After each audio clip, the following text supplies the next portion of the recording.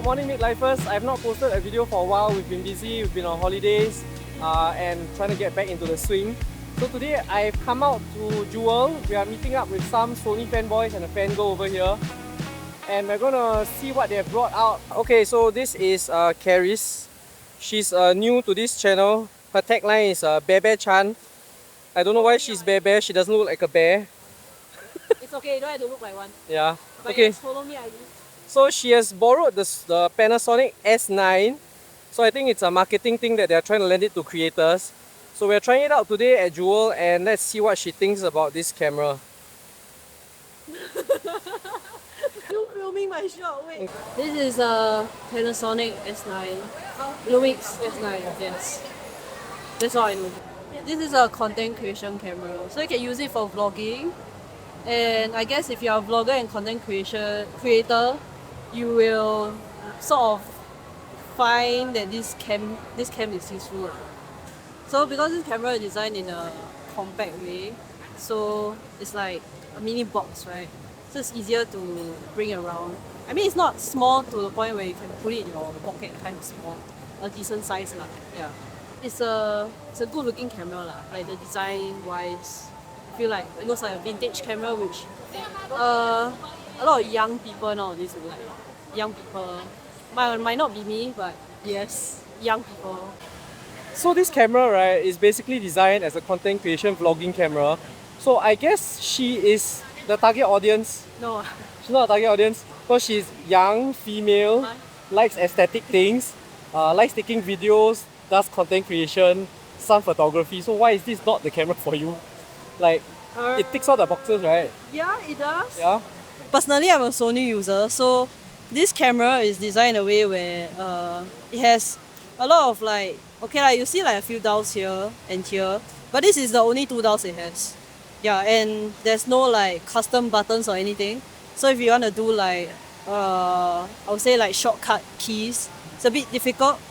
The menu is in, I would say like a decent way of how usually a menu would be, but it can be quite confusing for beginners. Yeah, especially if you're like starting out content creation.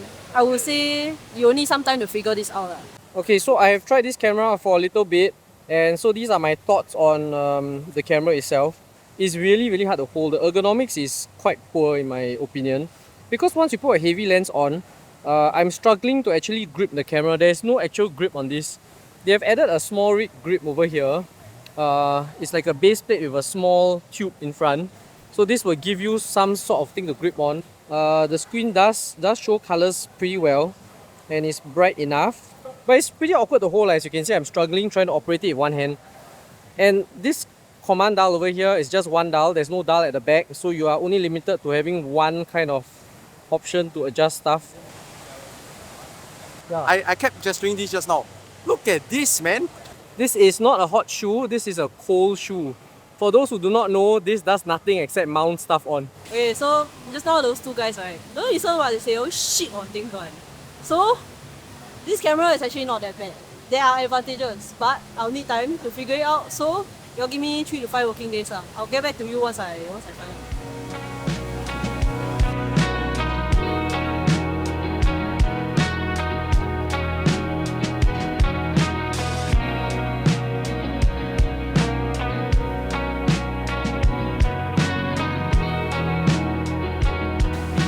Okay, actually after 3 to 5 working days, I can get back to you that the LUTS function is not too bad. Yeah. So you get like 20 to 30 plus options which you can choose from the LUTS. These LUTS I would say good in the sense like you can like use them as Lightroom presets. So after you take the photos, it's burnt into your photos already. So you can directly just import them into your phone. So you can post them directly on social media. Okay, so I think enough shit talking about this camera. So let's talk serious about the good and bad about this camera. So I guess in 2025, we already expect this camera to perform like a camera. So I think what we want to know is, are there any standout features that you actually liked about this? This camera is a hybrid cam, so it can shoot both photo and video. And I feel like megapixels wise, it doesn't do that bad. It's like 24.2 megapixels. Is for social media posting is like, I think it will still look clear lah. Yeah, and you can shoot up to 6K 30 frames. So And 6K is open gate, which I think a lot of other cameras can't actually do. and I've been shooting on this camera for about 2 hours, and the battery life is doing quite well. Like it's just down by 1 bar, so there's like 4 bars in total. So we've been shooting for like 2 hours. So what did you not like about it? Any glaring issues that you feel is worse than the other brands out there? Like what they already mentioned, how this camera is designed and the buttons, how it's placed. Yep. It's in a very awkward position. Let's say if you take on the role of a beginner camera user, would you say that this is actually easy to use? I would say, yeah, it would be good as like a beginner camera. Like if you're just new to photography or like videography and you want to start out like trying how to use a camera, once you are slightly more experienced, you'll find that like the ergonomics might not be the best. Yeah. How much is this thing costing? So currently this camera market price is 2.6K. And there are so many cameras these days, so I don't know whether this will remain competitive. But one thing for sure is that I feel that this camera is so much easier to use than the Sigma BF. Okay, that's like a funny way to put it, but Yeah. actually, yeah. So a lot of people haven't realized that it's basically the same camera with lesser buttons, I mean, it and just looks nicer. Yeah. It's like a silver square. that thing is not cheap also. That thing costs more than this. Yeah. So would Yeah. you buy it or would you not buy it? I would not buy it. I say first, I'm not a Lumix hater. I'm not a Best One hater. Don't come for me, guys. I'm innocent.